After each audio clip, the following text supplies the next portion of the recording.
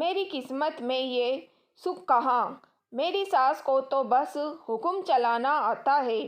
पता नहीं किस जन्म की दुश्मनी निकाल रही है मुझसे। ऐसी छुई मुई बनकर बैठी रहती है जैसे मेरे आने से पहले 8-10 नौकर चाकर आगे पीछे फिरते रहते थे। थोड़ा बहुत हाथ पैर हिलाने से कौन सा शरीर घिस जाएगा। इनका सब कुछ मेरे भरोसे छोड़कर बैठ जाएगी। बाहर से थक कर आओ और फिर घर में आते ही रसोई में लग जाओ। वंदना खींचते हुए अपना सारा गुस्सा रसोई के बर्तन पर निकाल रही थी। ऐसा नहीं था कि उसकी सास रुक्मणी जी को बहू के बड़बड़ाने का भान नहीं था, लेकिन वो भी ढिठाई पर थी। बहू की बड़बड़ाहट को एक कान से सुनकर दूसरे कान से निकाल रही थी। वंदना एक पढ़ी लिखी लड़की थी। उसका सपना था कि वो अपने पैरों पर खड़ी होगी। उसने नौकरी के लिए कई जगह आवेदन भी दे रखा था। इस बीच जब उसके लिए अनिकेत का रिश्ता आया तो उसने साफ साफ कह दिया कि वो शादी इसी शर्त पर करेगी कि शादी के बाद उसे अच्छी नौकरी मिली तो कोई उसे नौकरी करने से नहीं रोकेगा। आखिर इतना पढ़ने लिखने का बाद वो घर पर नहीं बैठ सकती। अनिकेत और उसके घरवालों को इस बात से कोई आपत्ति नहीं थी कि उनकी बहू नौकरी करेगी, इसलिए दोनों तरफ से खुशी खुशी ये रिश्ता हो गया। शादी के कुछ दिन बाद ही वंदना का जॉइनिंग लेटर आ गया। जिस दिन वंदना ने अपने ससुराल वालों से कहा था कि वो अब नौकरी करेगी, तो उसकी सास रुक्मणी जी ने सारे परिवार के सामने कह दिया था, बहू नौकरी करे इससे मुझे कोई आपत्ति नहीं है। मैं ये भी नहीं कहूँगी कि वो पहले सारे घर का काम करे फिर नौकरी पर जाए, लेकिन मैं भी अब पहले की तरह पूरा घर नहीं संभाल सकती। मुझे सब कुछ मंजूर है, लेकिन मुझसे ये उम्मीद मत करना कि मैं बहू को रोटियां बनाकर खिलाऊंगी। मुझे पता है कि अगर मैं एक बार इस भंवर में फंस गई तो जिंदगी भर नहीं निकल पाऊंगी। उस वक्त सबको रुक्मणी जी की बातें सुनकर हैरानी तो हुई थी। उनके पति ने तो ये भी कह दिया कि मुझे नहीं पता था कि मेरी सीधी सरल पत्नी भी सास बनते ही अपना रूप बदल लेगी। लेकिन इस सब बातों का रुक्मणी जी पर कोई असर नहीं हुआ। वो तो अपनी जिद पर अड़ी थी। खैर, वंदना को तो नौकरी करनी थी, क्योंकि घर के थोड़े से काम के लिए अपनी इतनी अच्छी नौकरी तो छोड़ सकती नहीं। वही उसके पति और ससुर जी ने भी नौकरी की इजाज़त दे दी थी, तो फिर वहाँ रुकने वाली नहीं थी। इस समस्या का ये हल निकल गया कि घर वालों के कामों के लिए एक कामवाली और खाना बनाने के लिए एक कुक रख ली गई। खाना बनाने वाली सुबह और शाम का खाना बनाकर चली जाती। वंदना का काम था ऑफिस से आकर बस खाना परोसना। यूं ही दिन निकल रहे थे। वंदना की शादी को 2 साल हो चुके थे। अब तो वंदना और सभी घर वालों को इस रूटीन की आदत हो गई थी, लेकिन मुश्किल तो तब होती थी जब कभी खाना बनाने वाली छुट्टी ले लेती थी। ऐसे ही कुछ इन 2 दिनों से हो रहा था, जिस कारण से वंदना खिंची हुई थी। ऑफिस से आकर रोटियां बनाना उसे बहुत बड़ा बोझ लगता था।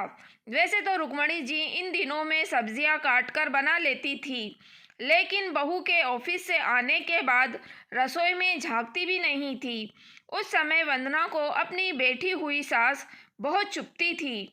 वो बड़बड़ाती रहती और रोटियां बनाती रहती।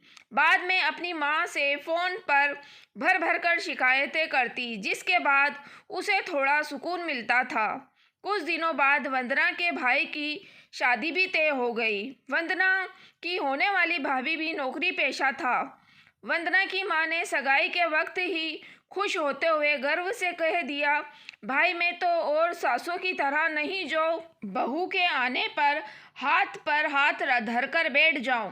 जब अभी तक पूरा घर संभाल रही हूं तो अब क्यों नहीं, मेरी बहू को मेरी तरफ से पूरी छूट रहेगी। जब एक माँ अपने बच्चों को रोटियां बनाकर खिला सकती है तो बहू को क्यों नहीं खिला सकती। बहू तुम निश्चित होकर नौकरी करना, रसोई में संभाल लूँगी। वंदना की माँ के उच्च विचार सुनकर उसकी होने वाली भाभी का पूरा परिवार और खुद वंदना भी गदगद हो गई। वहाँ माँ, आप कितने बड़े दिल की है। काश मेरी सास भी आपकी तरह होती, लेकिन मेरी किस्मत में ये सुख कहाँ। मेरी सास को तो बस हुक्म चलाना आता है। मुझे गर्व है कि मेरी माँ इतने खुले विचारों की है। अपनी चिड़चिड़ाहट निकालते हुए वंदना बोली। कुछ दिनों में ही वंदना के भाई की शादी हो गई और कुछ दिनों बाद ही वंदना की भाभी ने अपनी नौकरी ज्वाइन कर ली। वंदना की माँ भी अपनी बहू को हथेलियों पर रख रही थी। सुबह उसका नाश्ता, टिफिन, फिर रात का खाना भी तैयार रखती थी। अपने हाथों से परोसकर सबको खाना खिलाती थी। उनकी बहू भी मम्मी जी करती हुई अपनी पसंद नापसंद बताती रहती थी, जिसे वंदना की माँ बड़े चाव से पूरा करने लगी रहती थी। खुशी खुशी दिन बीत रहे थे, लेकिन ये प्रक्रिया धीरे धीरे अब उदासीनता में बदल रही थी। वंदना की भाभी को अब कुछ भी ना करने की आदत पड़ गई थी। एक दिन जब वंदना फ़ोन पर अपनी माँ से बात कर रही थी तो उसकी माँ बस रो पड़ी। बेटा, मैं इतना करती हूँ तेरी भाभी के लिए, फिर भी उसे मेरी कद्र नहीं। अरे मेरी तो हुई छूट अब मुझ पर ही भारी पड़ने लगी है। क्या हुआ माँ, आप ऐसे क्यों बोल रही हैं? आप तो भाभी का मुझसे भी ज़्यादा ध्यान रखती हैं। क्या भाभी ने आपसे कुछ कहा है? वंदना बेचैन होते हुए पूछने लगी। कुछ क्या बेटा, अब तो सब कुछ वो मुझसे ही कहती है। ऑफिस से आने के बाद एक गिलास पानी के लिए भी मुझे आवाज़ देती है। नाश्ते में थोड़ी देर हो जाए तो मदद कराने के बजाय गुस्सा होकर यूं ही बिना खाए चली जाती है। आखिर मेरा भी कुछ आत्मसम्मान है या नहीं है? मैं तो उसके लिए बस काम वाली बनकर रह गई हूँ। माँ, ये तो बहुत गलत बात है। आप भाई से साफ साफ कह क्यों नहीं देती कि अपनी बीवी की लगाम खींच कर रखे? आप माँ हैं, कोई नौकरानी नहीं। भाभी नौकरी करती है, इसका मतलब ये नहीं कि आप पर हुक्म चलाएगी। गरजते हुए वंदना बोली। किस मुझ से कहूँ बेटे, पहले तो खुद मैंने ही आगे बढ़कर कुल्हाड़ी अपने पैर दे मारे। फिर शिकायत किससे करूँ? तेरे पापा ने तो कहा भी था कि बहू को ज़्यादा छूट दोगी तो बाद में पछताओगी, लेकिन मैं ही बड़ाई की भूखी थी जो अपनी बहू को सर पर चढ़ा लिया। एक बात कहूँ बेटा, तू चाहे अपनी सास को कुछ भी कहे, लेकिन समधन जी का ये फैसला सही था कि वो बहू को रोटियां बनाकर नहीं खिलाएगी। एक बार वो सबकी नज़रों में बुरी अकड़ सास तो बन गई, लेकिन आगे के लिए कम से कम अपना आत्मसम्मान तो बचा लिया। अब ना तो तू उन्हें कोई ताना दे सकती है और ना ही कोई रिश्तेदार। काश मैंने भी शुरू से ही ये घर गृहस्थी की पूरी जिम्मेदारी अपने सिर पर से लेने के से इनकार कर दिया होता तो आज मेरा ये हाल ना होता। माँ की बात सुनकर वंदना निशब्द हो गई। भारी मन से उसने फ़ोन रख दिया। बाहर हाल में आकर देखा तो सास ससुर आराम से बैठकर बातें कर रहे थे। बातें करते करते उसकी सास अपने नाखून पर नेल पेंट लगा रही थी, जिसे देखकर ससुर जी उन्हें चिढ़ा रहे थे। अब बुढ़ापे में ये फैशन करके किसे दिखाओगी? मेरी तो नज़र भी कमज़ोर हो गई है।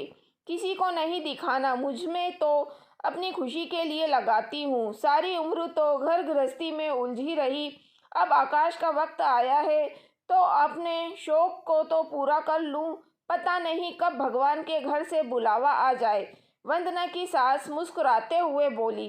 पता नहीं आज क्यों वंदना अपनी सास की बातें सुनकर चिढ़ नहीं रही थी, बल्कि वो भी मुस्कुरा उठी। सही तो कह रही हैं मम्मी जी, एक गृहिणी को अपने लिए वक्त ही कब मिलता है।